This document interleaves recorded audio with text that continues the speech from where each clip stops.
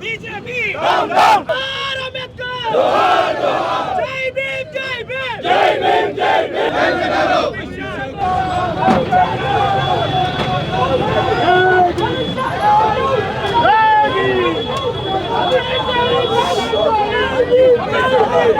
అమిత్ షా చేసిన వ్యాఖ్యలపైన రాష్ట్ర వ్యాప్తంగా కాంగ్రెస్ నాయకులు అయితే నిరసన చేపట్టారు. ఇక్కడ చూసుకున్నట్టయితే ట్యాంక్ బండ్ దగ్గర అంబేద్కర్ విగ్రహం ఉంది. ఈ అంబేద్కర్ విగ్రహం దగ్గర కాంగ్రెస్ నాయకులందరూ అయితే నిరసన కార్యక్రమం చేపట్టి నిరసన కార్యక్రమంలో భాగంగా పోలీసులు అయితే కాంగ్రెస్ నాయకులను అయితే అరెస్ట్ చేశారు. సార్, ఈ అరెస్టులను మీరు ఎలా ఖండిస్తున్నారు? ఇప్పుడు ఈ అరెస్టులు అనేది సెంట్రల్ గవర్నమెంట్ ఏదైతే ఉన్నదో అమిత్ షా అసలు నిజంగా కూడా ఆయనకు కేంద్ర హోంమంత్రి అయ్యే అర్హత ఉన్నదా అని మొదలు అడుగుతున్నా. ఒక తడిపారండి గోద్రా అల్లర్లా కొన్ని వేల మంది మైనార్టీ సోదరులను పొట్టన పెట్టుకున్న దుర్మార్గుడు అమిత్ షా అటువంటి దుర్మార్గుడు బాబాసాహెబ్ అంబేద్కర్. ఆయన మహానుభావుడు. ప్రపంచ దేశాలు మొత్తం తిరిగి భారత రాజ్యాంగాన్ని రాసినటువంటి గొప్ప మేధావి.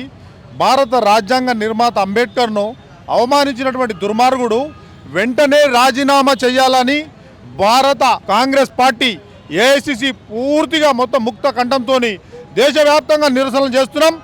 ఏది ఏమున్నా అమిత్ షా పైజామా ఊడగొట్టిందాక కాంగ్రెస్ కార్యకర్తలు ఊకోరని మీకు తెలియజేస్తా ఉన్నా. అంటే నిన్న అదానీ గ్రూప్స్కి సంబంధించి వాటికి సంబంధించి మైండ్ డైవర్ట్ చేయడానికి ఇవన్నీ చేస్తున్నారంటారా? లేదు. ఏది ఏమైనా అదానీ అంబానీ ఈరోజు భారతదేశ వ్యవస్థలో ప్రజల సొమ్మునంతా కాజేసి బ్యాంకులో డబ్బులు వేస్తే ట్యాక్సు, తీస్తే ట్యాక్సు, క్రెడిట్ కార్డుల మీద, డెబిట్ కార్డుల మీద కొన్ని వేల లక్షల కోట్ల రూపాయలు అదానికి అంబానీకి దోషి పెడుతున్న అమిత్ షా, ఈ యొక్క కేంద్ర ప్రధానమంత్రి నరేంద్ర మోడీ చేస్తున్న దుర్మార్గాలు ఇదొక్కటే కాదు, ఇంకా చాలా కుటాలు ఉన్నాయి. ఇప్పుడు ఒకటి బయటకు వస్తుంది.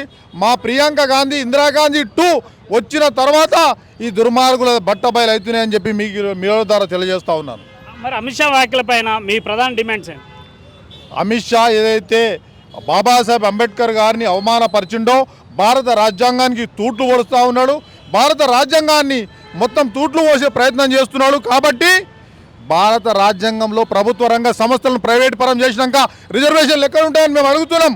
అందుకే బాబాసాహెబ్ అంబేద్కర్ పార్లమెంటు సాక్షిగా వంగవాడి ముక్కు నేలకు రాసేదాకా మేము క్షమాపణ చెప్పిందాకా ఊరుకోమని చెప్తా ఉన్నాం మేము.